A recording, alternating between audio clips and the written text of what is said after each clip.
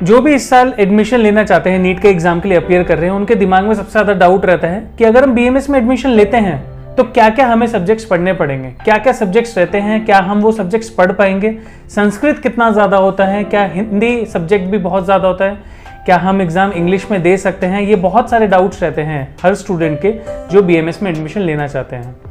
आज इस वीडियो में मैं यही डिस्कस करने वाला हूँ कि first year to final year क्या क्या सब्जेक्ट्स रहते हैं, कैसे आप उनको पढ़ सकते हैं और एमबीबीएस और बीएमएस के सब्जेक्ट्स में कितना डिफरेंस है।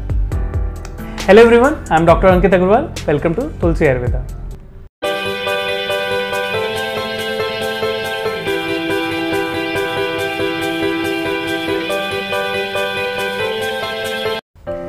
सबसे पहला और मेजर जो डाउट रहता है, सबको ये लगता है कि बीएमएस करने के लिए आपको संस्कृत बहुत अच्छी आनी चाहिए, संस्कृत में ही सब कुछ होता है। ऐसा नहीं है। संस्कृत एक सब्जेक्ट है, फर्स्ट ईयर में एक सब्जेक्ट है पर्टिकुलरली, एंड वो संस्कृत सब्जेक्ट होने का पर्पस भी ये, जितनी भी हमारी संहिताएं हैं, जितनी हमारी मेन बुक्स हैं, वो मेनली संस्कृत और हिंदी में लिखी गई हैं।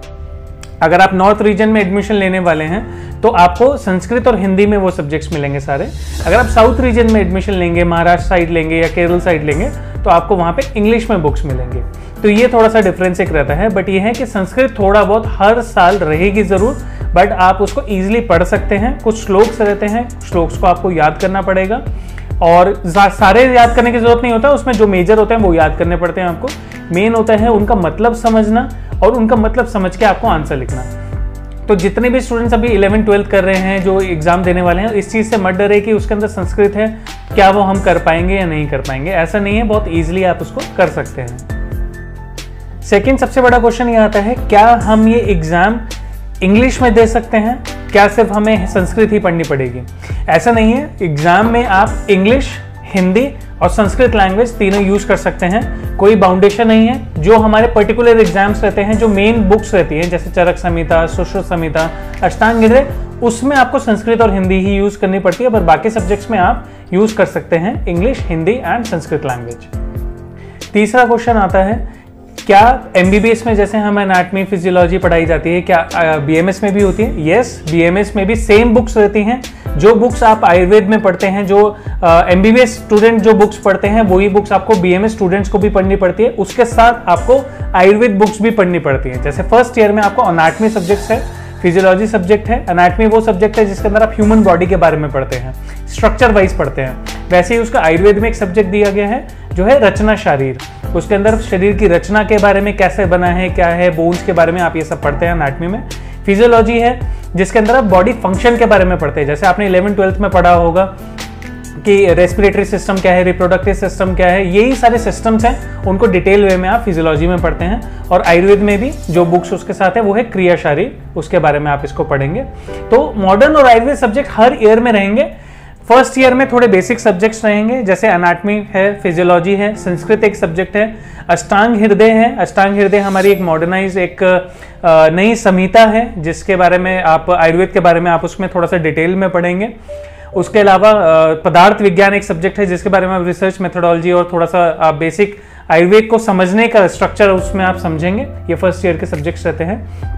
सेकेंड ईयर के सब्जेक्ट्स में आते हैं जिसमें आप मेडिसिन मैन्युफैक्चरिंग समझते हैं। मेडिसिन मैन्युफैक्चरिंग के अंदर आप रसशास्त्र रहता है, जिसके अंदर आप मेटल्स यूज करते हैं, जिसके थ्रू आप मेडिसिन बनाते हैं। भेषज्य कल्पना आते हैं, जिसके अंदर आप मेडिसिन बनाना सीखते हैं, जैसे टैबलेट्स, सिरप्स, क्वाथ, ये सारे सब्जेक्ट जितने भी आपके फॉर्मेशंस होते हैं मेडिसिन के, वो आप सीखते हैं। उसके अलावा द्रव्य गुण एक सब्जेक्ट होता है, जिसके अंदर आप प्लांट्स के बारे में पूरा डिटेल में पढ़ते हैं कि प्लांट्स कैसे होते हैं, कौन से हर्ब्स को कैसे यूज करना चाहिए, उसका एसेंशियल पार्ट क्या है, कहाँ मिलता है, आइडेंटिफिकेशन क्या है, ये सारी डिटेल्स आप पढ़ते हैं। क्योंकि आयुर्वेद में बेसिकली जो आपको यूज करना है वो हर्ब्स बेस्ड मेडिसिन हैं, प्लांट बेस्ड मेडिसिन हैं जो आपको यूज करनी है, तो उनकी नॉलेज एक बहुत ज़रूरी है। तो ये आप सेकेंड ईयर में पढ़ते हैं। इसके अंदर आप मॉडर्न और आयुर्वेद दोनों चीज़ इसके पढ़ते हैं। इसके फार्माकोलॉजी पढ़ते हैं, फार्माकोग्नोसी इसके बारे में आप तो पढ़ते हैं। पूरे डिटेल में आप उसको देखेंगे कि सब्जेक्ट कैसे होता है। सेकंड ईयर में ही आपको रोग निदान एक सब्जेक्ट पढ़ना पड़ता है, जिसके बारे में आप डिजीज के बारे में आप पढ़ेंगे। डिजीज का ट्रीटमेंट नहीं सीखेंगे, डिजीज की डिटेल आप समझेंगे उसके अंदर कि डिजीज के कॉजेज क्या हैं, उसके सिम्टम्स क्या हैं, साइंस क्या हैं, एंड क्या क्या इन्वेस्टिगेशंस वगैरह उसमें कराई जाती है, ये सारी आप डिटेल में उसको पढ़ेंगे सेकेंड ईयर में। उसके अलावा चरक जो हमारी मेन बुक होती है, संहिता होती है हमारी जो, उसका फर्स्ट पार्ट आप सेकेंड ईयर में ही पढ़ेंगे। इसके बाद आता है थर्ड ईयर। थर्ड ईयर के अंदर थोड़े और क्लिनिकल सब्जेक्ट्स आते हैं। क्लिनिकल सब्जेक्ट्स में आप गायनी पढ़ते हैं, आप पीडिया पढ़ते हैं, आप ऑप्स के बारे में पढ़ते हैं, फीमेल से रिलेटेड सारे डिसऑर्डर्स, डिजीजेस, ट्रीटमेंट आप थर्ड ईयर में पढ़ते हैं। बच्चों से रिलेटेड बाल रोग या बच्चों में जो भी डिजीज होती है वो पीडियाट्रिक्स के अंदर आप पढ़ते हैं।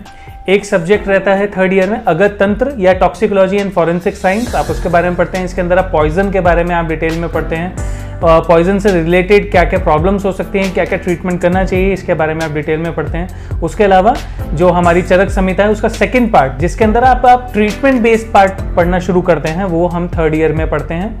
तो ये सारे सब्जेक्ट्स रहते हैं। उसके अलावा एक स्वास्थ्य एक सब्जेक्ट रहता है जिसके अंदर आप योगा और वेलनेस के बारे में, कैसे आपने आपको हेल्दी रखना है, इन जनरल ये सब आप उसके अंदर पढ़ते हैं। फोर्थ ईयर में जो आप पढ़ते हैं, फोर्थ ईयर में पूरा डिटेल्ड वे में स्टडी आती है।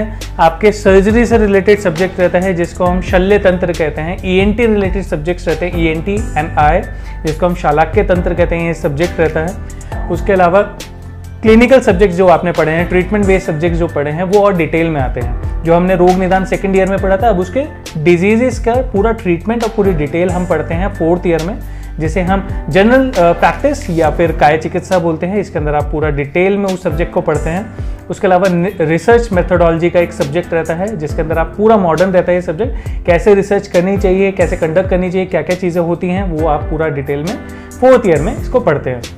इसके बाद आपकी इंटर्नशिप शुरू हो जाती है, 1 साल की इंटर्नशिप, 4.5 ईयर का ये सिलेबस रहता है जिसके अंदर आप ये 4 पूरा ये पढ़ते हैं। फोर्थ क्वेश्चन आता है, जैसा कि हर स्टूडेंट सोचते हैं कि जो भी, चाहे वो इंजीनियरिंग कर रहे हैं, किसी और फील्ड में अगर वर्क कर रहे हैं, जैसे कॉलेज में प्लेसमेंट होती है, क्या बीएमएस के बाद भी प्लेसमेंट होती है, क्या कॉलेज के थ्रू आपको जॉब मिलती है? तो ऐसा नहीं है कि कॉलेज के थ्रू आपको जॉब मिलती है। बहुत कम ऐसी कंपनीज हैं, बहुत कम ऐसे वेलनेस सेंटर्स हैं जो जॉब के लिए आपको अप्रोच करेंगे, बट उसके अलावा आप इसमें अपने आप ही वर्क करना होता है। इसके अंदर आपके एक्सपीरियंस बेस पे, जो आप इंटर्नशिप में सीखते हैं, जो आपने कॉलेज टाइम में सीखा है, उसके बेस पे ही आपको वर्क करना पड़ता है। बीएमएस करने के बाद गवर्नमेंट जॉब के भी ऑप्शन रहते हैं। उसके लिए कुछ एमओ एग्ज़ाम होते हैं जो स्टेट लेवल पे होता है। अगर आप वो एग्ज़ाम देते हैं तो आप गवर्नमेंट जॉब भी कर सकते हैं। तो बीएमएस के एकदम बाद का आप कर सकते हैं, उसमें कोई दिक्कत नहीं है। अगर आप एमडी कर लेते हैं तो आपको कुछ प्रायोरिटी मिलती है, कुछ और बेनिफिट्स मिलते हैं, बट बीएमएस के बाद भी आप गवर्नमेंट जॉब के लिए अप्लाई कर सकते हैं और अपनी क्लिनिक तो आप ओपन कर ही सकते हैं। एंड बहुत सारे स्कोप हैं जिसके बारे में मैंने ऑलरेडी एक वीडियो बनाई हुई है, आप वो देख सकते हैं कि स्कोप क्या है आफ्टर बीएमएस। बहुत सारे स्कोप हैं जो आयुर्वेद में आप कर सकते हैं। बहुत सारी फील्ड सब ओपन हो गई हैं बीएमएस स्टूडेंट के लिए, तो आप वो सब कर सकते हैं और बहुत अच्छी अर्निंग कर सकते हैं। और कितनी अर्निंग कर सकते हैं उसके ऊपर भी मैंने एक वीडियो बनाई है, वो आप वो भी चेक कर सकते हैं।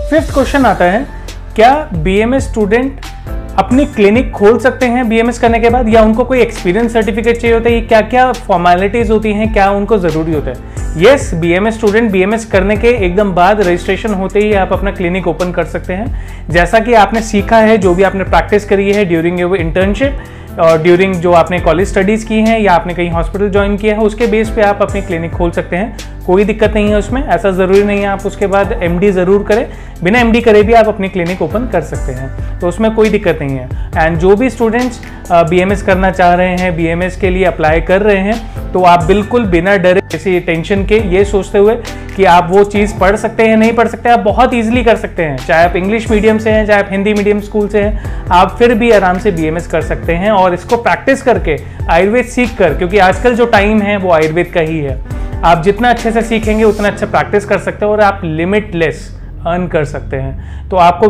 अनडाउटेडली इसको ऑप्ट करना चाहिए और बीएमएस के लिए आपको वर्क करना चाहिए। एंड आपने अगर मेरे चैनल को अभी तक सब्सक्राइब नहीं किया है तो सब्सक्राइब कर लीजिए और बेल आइकन को भी क्लिक कर दीजिए। For more updates stay tuned. Thank you so much.